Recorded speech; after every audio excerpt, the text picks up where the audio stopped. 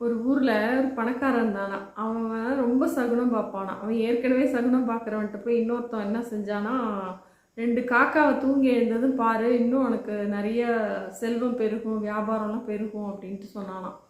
சரின்னு வேலை செய்கிறவனை கூப்பிட்டு இந்த பணக்காரன் என்ன பண்ணா, நான் தூங்கி எழுந்திருக்கிறதுக்கு முன்னாடி 2 காக்கா ஜோடியாக நிற்கிதான்னு பாரு, அது நின்னதும் வந்து என்னை எழுப்பிடு, நான் கண்ணை மூடிட்டே போய் அந்த 2 காக்காவை ஜோடியாக பார்த்துட்றேன் அப்படின்ட்டு சொல்லுவானாம்.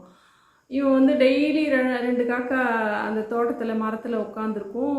வேலை வேலை செய்கிறவன் பார்த்துருவான். டெய்லி அந்த 2 காக்காவை காலைல தூங்கி எழுந்ததும் வேலை செய்கிறவன் பார்த்துருவான். முதலாளியை போய் கூப்பிடும்போது கூட்டிகிட்டு வரத்துக்குள்ளே முதலாளி கண்ணை மூடிட்டே வருவார்.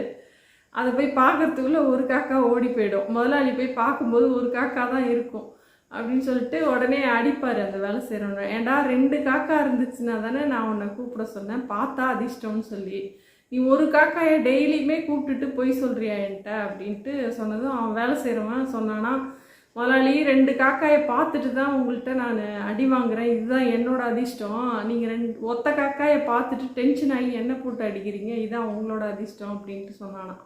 அப்புறம் தான் புரிஞ்சுதான் அந்த முதலாளிக்கு. வெறுமனே சகுனம் பார்க்குறதுலலாம் ரொம்ப அப்படியே அதிர்ஷ்டம் கொட்டிடாது. இந்த மாதிரி தேவையில்லாத முட்டாள்தனமாக சகுனம் பார்க்குறவங்க வந்து தானும் டென்ஷன் ஆகிட்டு அடுத்தவங்களையும் அதிகமாக டென்ஷன் ஆக்குவாங்க. இந்த காலத்துலேயும் அந்த மாதிரிலாம் இருக்காங்க நிறைய பேர். அதை பார்த்தா அதிர்ஷ்டம், இதை பார்த்தா அதிர்ஷ்டம் அப்படின்ட்டு அதெல்லாம் பார்த்துட்டு வந்துட்டு எனக்கெல்லாம் தெரிஞ்சு நிறைய அந்த மாதிரிலாம் பண்ணுவாங்க. சும்மாவே உட்காந்துருப்பாங்க. சும்மா அதெல்லாம் பண்ணிவிட்டு அது ஒரு ஏட்டு சுரக்கா மாதிரி தான். அதெல்லாம் பண்ணிவிட்டு சும்மாவே உட்காந்துருந்தாக்கா ஒரு வேலையும் ஆகாது. நம்ம வேலை செஞ்சால் தான், நம்ம உழைச்சாதான் அதுக்கு உண்டான ஊதியம் நமக்கு கிடைக்கும். நன்றி.